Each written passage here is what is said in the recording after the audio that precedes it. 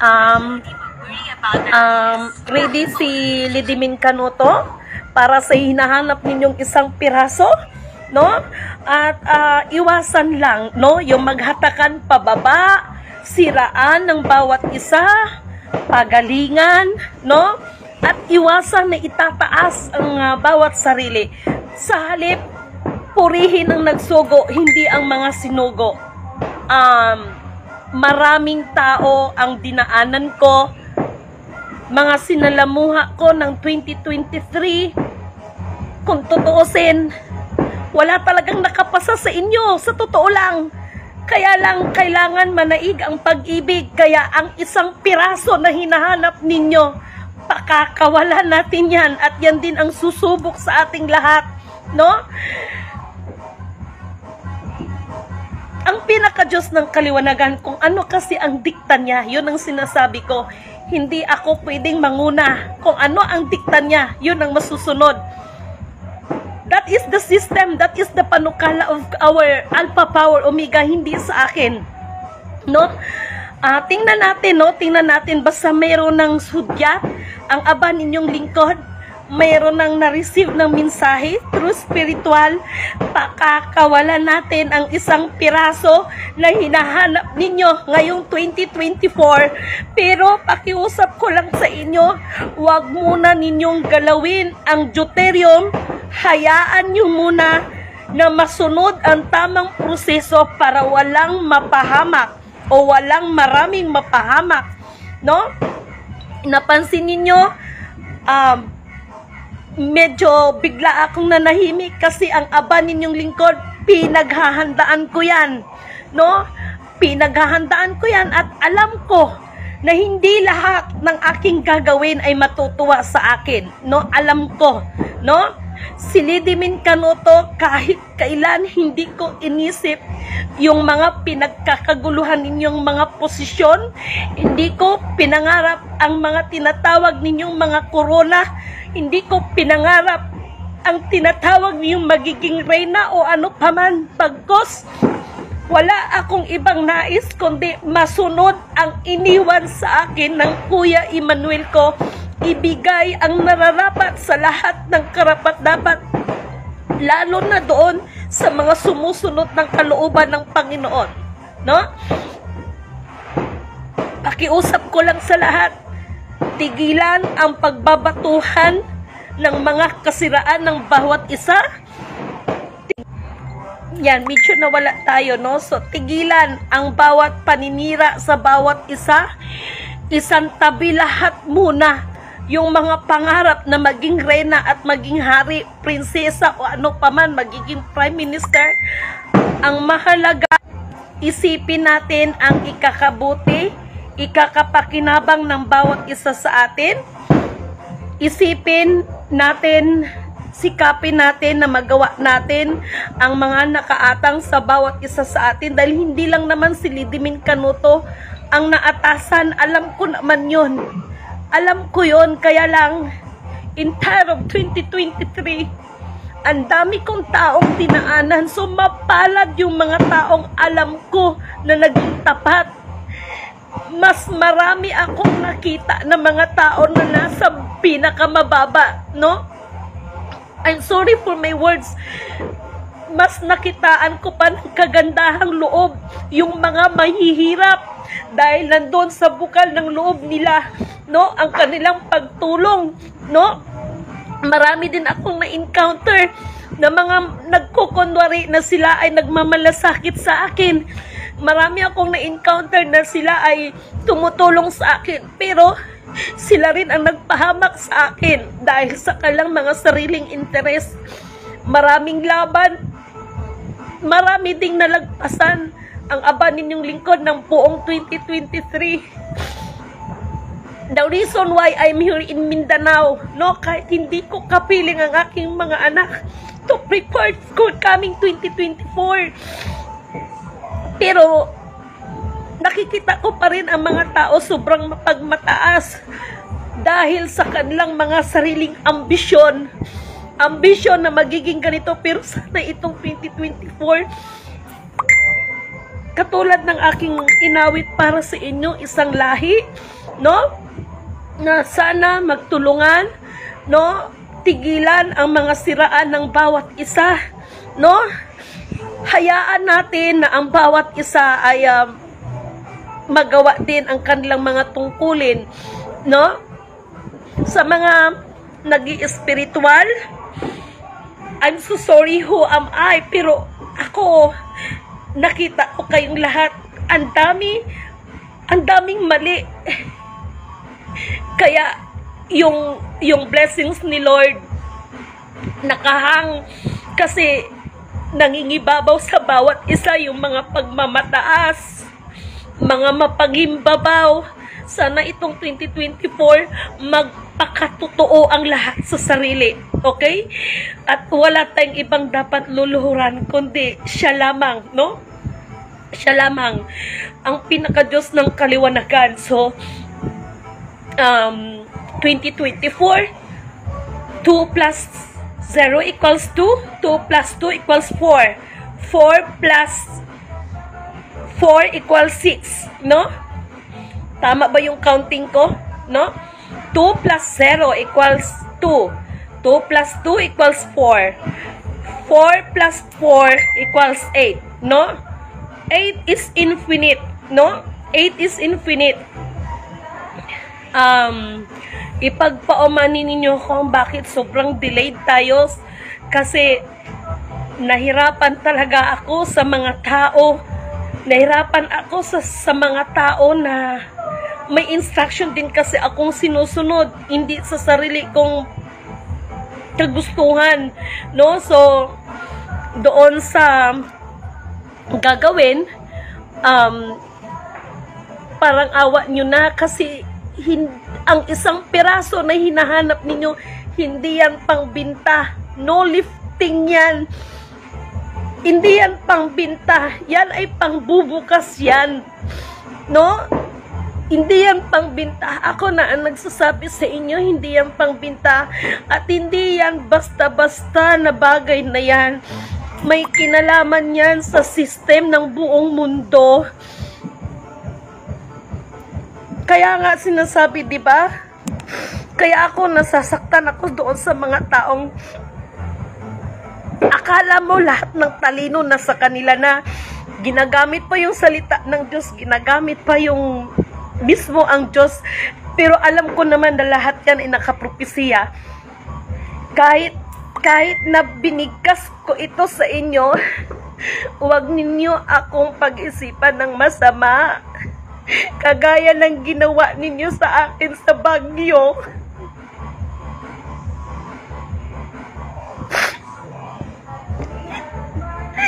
Wala akong ibang nais kundi bawat isa sa atin ay makabangon.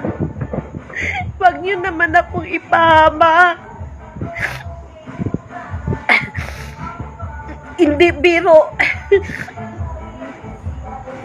Once and for all, kaya ko to sinasabi sa inyo kasi para alam ninyo yan. Ipanalangin ninyo ako na iligtas ako sa mga tao na hindi pa rin kontento kung ano ang mayroon dahil sa pagkagalit sa salapi at ganit sa kapangyarihan. Walang kakontentuhan.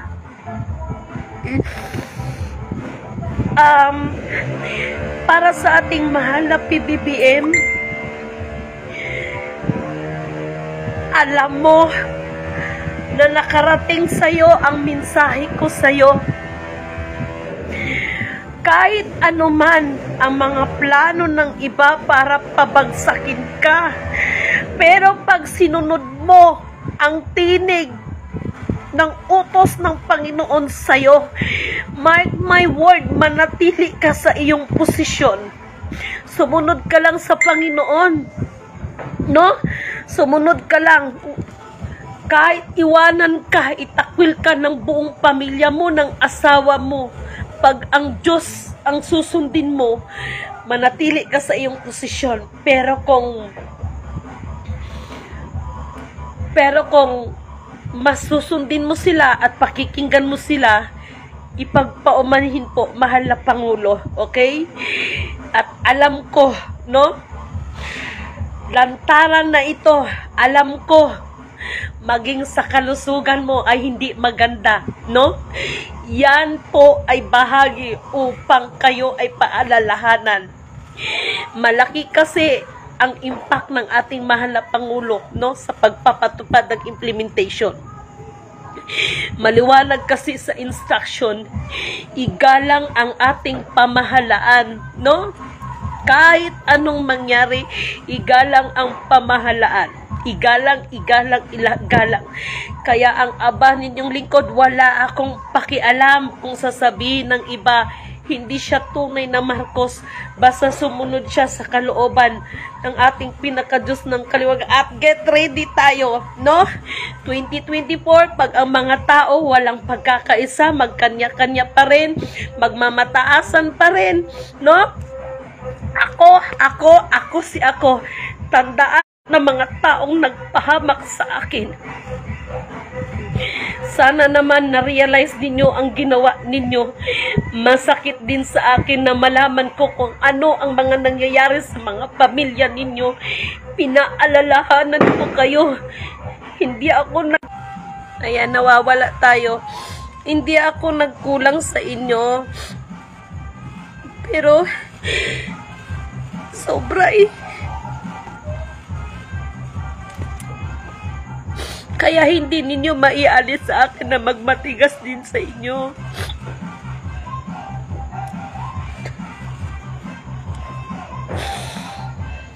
Lahat ng uri ng challenge tinanggap ng aba ninyong lingkod.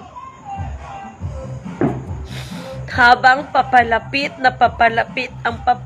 ng implementation, alam ko na mas maramdaman ko kung hanggang 2024 ay hindi nyo matanggap ang buong katotohanan na yan. Tandaan ninyong sinasabi ko, Deuterium, wag na wag kayong magkakamali dyan. Mark my word, pag oras na magkamali kayo dyan, wala na rin akong magagawa sa inyo.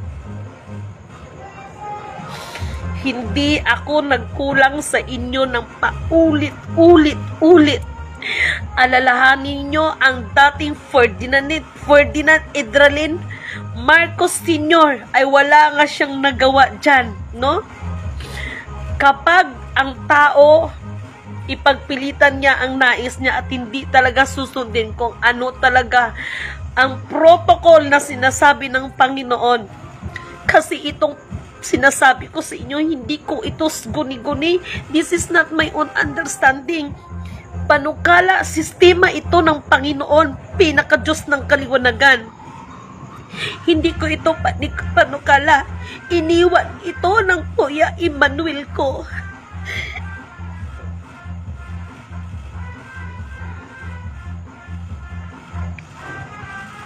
Sa totoo lang,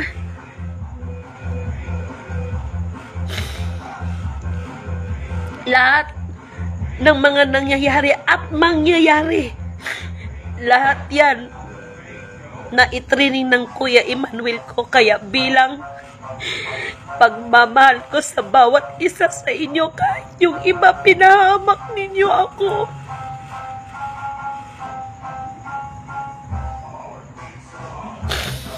sa ngalan para makasunod sa kalooban ng Panginoon,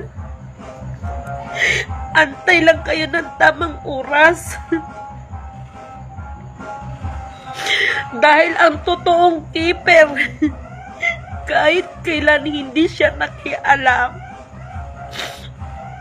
Yung mga keeper na nakialam, nilapastangan ninyo ang covenant, wala na akong magagawa sa inyo. Ang mga nanatiling tapat sa kanilang tungkulin, sila ang tatanggap ng gantimpala. Ako ay sumusunod lang. Maraming nagsasalitang ako si ako. Ako ay si ako nga. Pero tandaan ninyo, lahat tayo, maging si Lidimin Canuto, ay luluhod sa kanya. Lahat tayo ay padadapain. tandaan niyo yan. Kaya pakiusap ko sa inyo, huwag ninyo akong pag-isipan ng masama dahil kahit kailan hindi ko pinangarap ang mga sinasabi ninyo. Hindi ko pinangarap. Hindi ko pinangarap ang mga crown na sinasabi ninyo, mga posisyon na sinasabi ninyo. Hindi ko pinangarap yan. Marami na kayo nanghahamak sa akin. Sa panghahamak ninyo sa taong ito, kayo ang nagpairap sa bayan natin, hindi ako. Maawa kayo sa mga taong nahihirapan na, sumisigaw ng gutom. Maawa kayo. Mahabag kayo.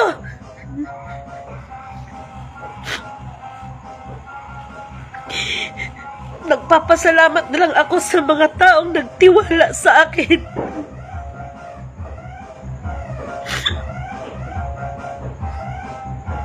Kaya, yung kanta na Isang Lahi, inawit ko yan sa inyo.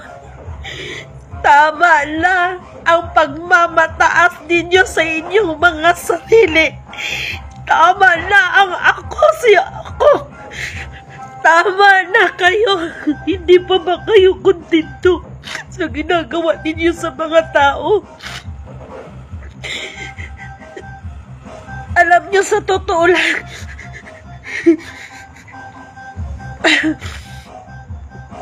sobrang dinanas ko sa mga kamay ninyo. Pero lahat yan tiniis ko. Kahit minsan, nasasaktan din ako. Nasasaktan din ako sa mga taong nagpahamak sa akin na kayo ang nagpapahamak sa ginagawa ninyo sa akin.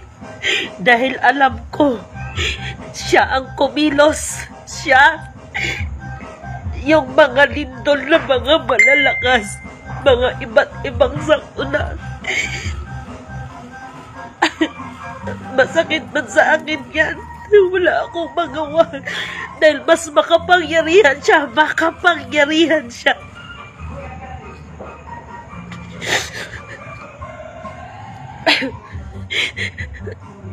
Huwag naman sana ninyo akong itulak na dumating yung araw na wala akong maramdamang awa sa mga tao. Huwag niyo naman sana akong itulak dahil ako sumusunod lang ako. Masakit din sa akin yun. Pero wala akong magawa sa mga tao. Dahil kailangan kong gagawin kung anong iniwan sa akin. Kung anong iniwan sa akin ng instruction na yan. Napakabigat. Yan.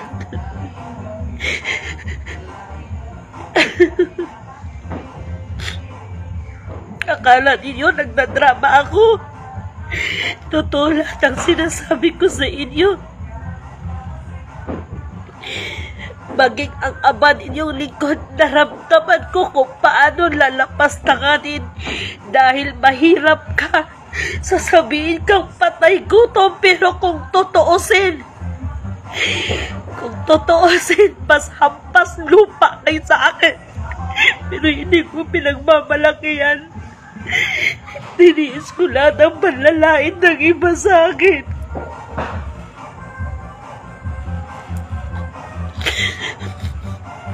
Nagmamataas kayo dahil sa kukunti na mayroon kayo. Pero pag hindi kayo magbago, ano man ang lahat ng pinagmamalaki ninyo ay kukunin sa inyo yan. Walang matitira sa inyo.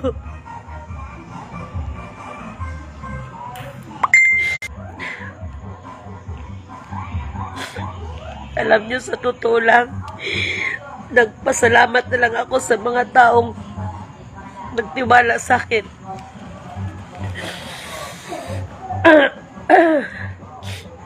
Kaya, pakiusap lang. Hanggat maaari, iwasan ang mga batuhan.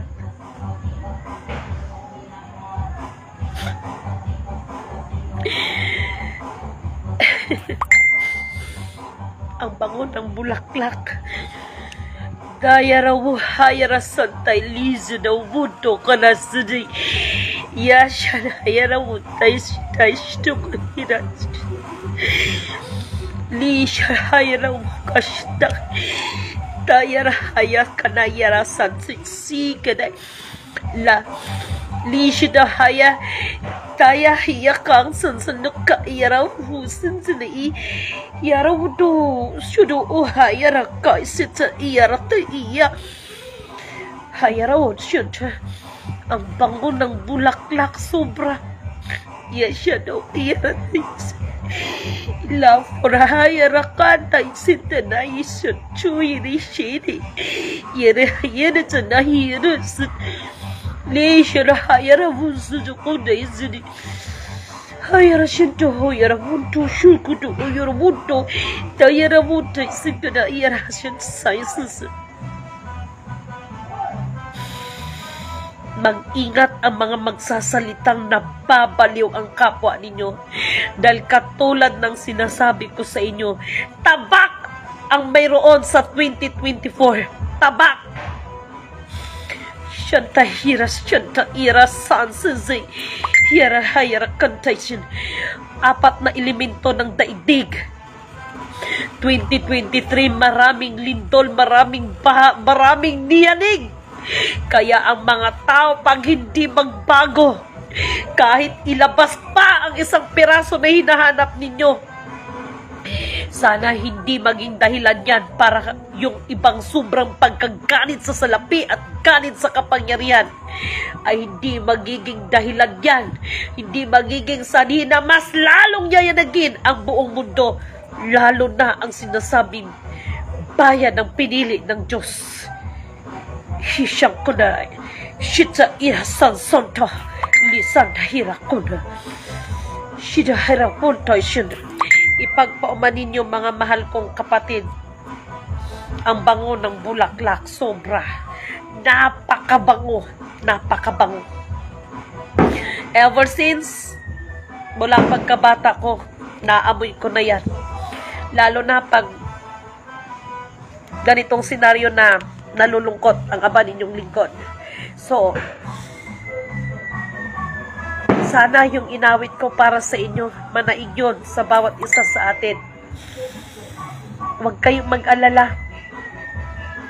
Wala akong pangarap sa mga pangarap ninyo na maging reyna, na maging princess.